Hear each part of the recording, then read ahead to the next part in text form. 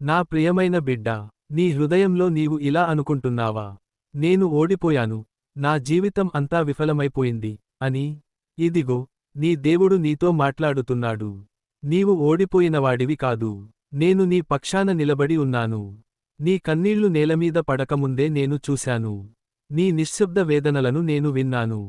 ప్రజలు నిన్ను అర్థం చేసుకోకపోయినా, నీ హృదయ యుద్ధాన్ని నేను పూర్తిగా తెలుసు. నీవు పడిపోయావు, కాని అంతమవ్వలేదు. పడిపోవడం ఓటమి కాదు, లేచి నిలబడకపోవడమే నిజమైన ఓటమి. నేను నీ చేతిని పట్టుకుని మళ్లీ లేపుతాను.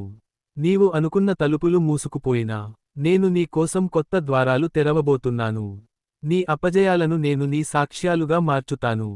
నీ గాయాలను నేను నీ బలంగా మార్చుతాను. నీ కన్నీళ్లను నేను ఆనంద గీతాలుగా మార్చుతాను. భయపడకుము.